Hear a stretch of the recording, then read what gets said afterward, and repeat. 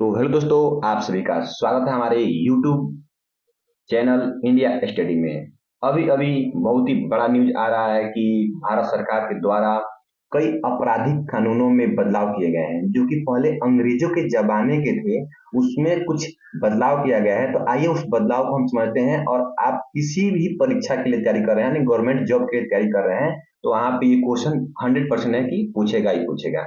तो आइए हम स्टार्ट करते हैं। पहला नंबर देखिए, पढ़ना यहाँ पे कि new criminal law in India, Bharat सरकार के 3 नए आपराधिक कानून, भारतीय न्याय संहिता यानी BNS और भारतीय नागरिक सुरक्षा संहिता BNSS और भारतीय साक्ष्य अधिनियम BNS पेश किए हैं, जो कि क्रमशः औपनिवेशिक युग के यानी कि अंग्रेजों के जमाने के युग के भारतीय दंड संहिता आईपीसी दंड प्रक्रिया संहिता CRPC और भारतीय साक्ष्य अधिनियम को प्रस्तावित करते हैं। यानी अंग्रेजों के जमाने के जो बनाए गए थे धाराएं, उनको क्या करते हैं, प्रस्तावित करते हैं। इस लेख में हम जानेंगे कि भारतीय न्याय संहिता, भारतीय नागरिक सुरक्षा और भारतीय साक्ष्य अधिनियम में इस नियम में क्या नया, ताकि ताकि सिविल सेवा, आईपीसीएस या अन्य प्रतियोगी परीक्षाओं में यह विषय पूछा जा सकता है, कैसे कि क्वेश्चन को हल किया जाता है और कौन सा क्वेश्चन आपको पूछ सकता है। तो आइए आगे चलते हैं और पढ़ते हैं, देखते हैं कि आपको कौन कौन सा क्वेश्चन देखने को मिलेगा। ठीक है, तो आइए देखते हैं। पहला नंबर आपका ये बदलाव किया गया है। ये नंबर कहा जा रहा है यहाँ पे कि भारतीय न्याय संहिता BNS यानी कि BNS, इसमें बदलाव किया गया। इसमें क्या बदलाव किया गया, कह रहा है कि भारतीय न्याय संहिता BNS जो भारतीय दंड संहिता IPC को प्रस्तावित करती है, यानी कि जो जो BNS है वह IPC को प्रस्तावित करती है। और ये कह रही है कि जो मौजूदा है, यानी कि मौजूदा अपराधों को बरकरार रखती है। ये अपराध से संबंधित ही आईपीसी था, लेकिन उसके जगह पर अब ये बीएनएस आ गया है और ये भी अपराध से संबंधित है। ठीक है, ये भी अपराध से संबंधित है, लेकिन कुछ प्रमुख बदलाव के साथ।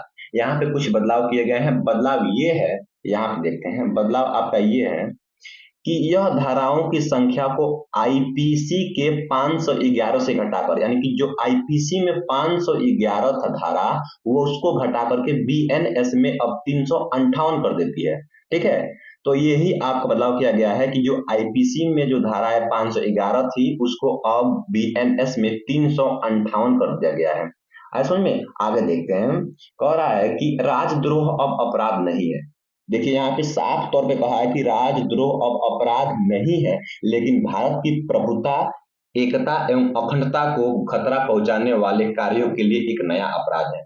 यहाँ पे कहने का मतलब ये है कि जो राजद्रोह है वो एक अपराध नहीं है, लेकिन भारत की प्रभुता, एकता और अखंडता को अगर कोई भी कार्यक्रम या कोई भी व्यक्ति या कोई भी संगठन अगर कार्यों में अगर अखंडता में कार्यों में खतरा पहुंचाने की क्रिया करता है, तो उस पर अपराध किया जाएगा, अपराध माना जाएगा, ये उसके लिए अपराध होगा। ठीक है, अब आगे देखते हैं। यहाँ पे किया गया है कि आतंकवाद को एक नया अपराध माना गया है, जिसे देश की एकता, अखंडता, सुरक्षा या आर्थिक सुरक्षा को खतरा पहुंचाने वाले, जनता में आतंक पैदा करने वाले कृत्यों के रूप में परिभाषित किया जाता है। यानी कि यहाँ पे कहा गया है कि जो आतंकवाद है वो एक प्रकार का क्या है, अपराध है, जिसे देश की एकता, अखंडता, सुरक्षा और आर्थिक सुरक्षा को खतरा पहुंचाने वाले या जनता में आतंक फैलाने वाले के रूप में परिभाषित किया गया है। आगे देखते हैं। आगे ये कहा जा रहा है कि संगठित अपराध, जिसमें अपहरण, वसूली और साइबर अपराध शामिल हैं, अब एक अपराध है। ये अपराध, जैसे साइबर मतलब क्या है, किसी को मोबाइल पे धमकी देना या किसी से मोबाइल फ्रॉड करना, ये क्या है, एक अपराध किया गया है। आगे कह रहा है कि जाति, भाषा या व्यक्तिगत विश्वास जैसे पहचान चिन्हों के आधार पर 5 या अधिक व्यक्तियों के समूह द्वारा किया गया हत्या 7 वर्ष से आजीवन कारावास, यानी 7 वर्ष से और आजीवन कारावास या मृत्यु का दंड भी लग सकता है। ठीक है, ये कहा जा रहा है। आगे देखिए, आगे ये बोला जा रहा है इसमें कि अपराध उत्तरदायित्व की 7 वर्ष की बरकरार है। जो आपराधिक उत्तरदायित्व की आयु है वह 7 वर्ष बरकरार है।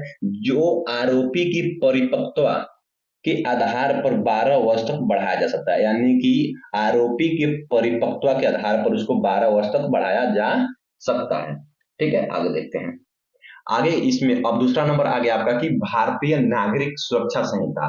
अब दूसरा नंबर ये बदलाव किया गया है कि भारतीय नागरिक सुरक्षा संहिता यानी कि BNSS। देखिए BNSS से तहत क्या हुआ है, BNS में ये कहा जा रहा है कि भारतीय नागरिक सुरक्षा संहिता बीएनएस जो आपराधिक प्रक्रिया संहिता सीआरपीसी यानी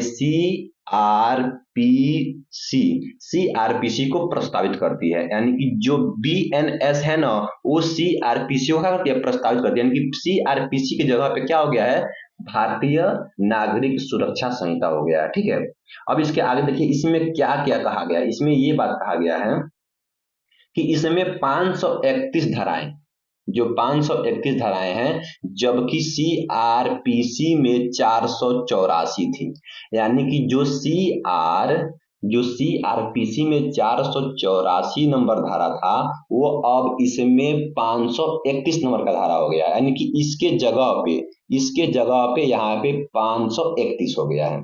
ठीक है, जिनमें से 177 प्रावधान बदले गए हैं। इसमें से 177 प्रावधान क्या गए हैं, प्रावधान बदले गए हैं।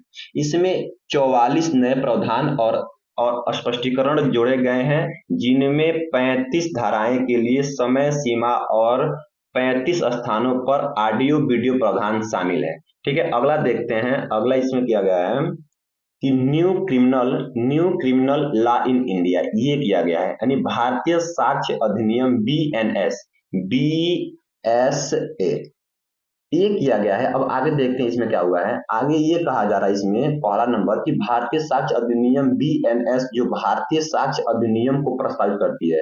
यानी कि जो BNS है वो भारतीय साक्ष्य अधिनियम का प्रस्तावित करती है। निम्नलिखित प्रमुख बदलाव किए गए हैं, यानी कि जो दिया गया है प्रमुख बदलाव दिया गया है। देखिए इसमें बदलाव क्या किया गया है। बदलाव में ये है कि इनमें 170 प्रावधान थे, जबकि मूल अधिनियम में 167 थे। अब 170 प्रावधान है लेकिन पहले 167 थे, जिसमें से 24 प्रावधान बदले गए हैं। यानी जिसमें से 24 प्रावधान क्या गया, बदला गया है। दो नए प्रावधान और 6 उप प्रावधान जोड़े गए हैं, जबकि 6 प्रावधानों को रद्द या हटाया गया है। ठीक है, आगे देखते हैं। इसी में आगे देखते हैं, आगे कहा गया है कि new criminal law in India in नए आपराधिक कानूनों के परिचय का उद्देश्य भारतीय कानूनी प्रणाली को विदेशी शासन से मुक्त करना और आपराधिक न्याय ढांचे का आधुनिक बनाना है। इन बदलावों का उद्देश्य कानून को एकीकृत और सरलीकृत करना, पुराने भाषा और परिभाषाओं को अपडेट करना, क्षेत्राधिकार को विस्तार करना और आतंकवाद और संगठित अपराध जैसे नए अपराधों को शामिल किया गया। ठीक है, इसमें ये शामिल किया गया। आगे देखते हैं यहाँ पे क्या गया। हालांकि इन नए कानूनों की आलोचना भी की गई है। आपराधिक उत्तरदायित्व की आयु विशेष कानून के साथ अंतर्विरोध और कुछ अपराधों जैसे वैवाहिक बलात्कार को छोड़ने की चिंता के रूप में, यानी कि डिवोर्स देने के रूप में किया गया है। सरकार ने संकेत दिया है कि वह यौन अपराधों पर प्रावधान को शामिल करने के लिए BNS में संशोधन कर सकती है। समग्र रूप से भारतीय न्याय संहिता, भारतीय न्याय सुरक्षा संहिता और भारतीय साक्ष्य अधिनियम के परिचय से भारत एक आपराधिक न्याय प्रणाली में महत्वपूर्ण परिवर्तन आया है, जिसका उद्देश्य विदेशी विरासत से दूर होना है और देश की समकालीन जरूरतों और मूल्यों के अनुरूप होना है। तो यहाँ पे आप सभी को ये बदलाव देखने को मिला है। हालांकि आप सभी को उम्मीद करता हूँ आप सभी को वीडियो अच्छा लगे होगा, और वीडियो अच्छा लगा तो कृपया वीडियो को लाइक और सब्सक्राइब करना बिल्कुल ना भूलें।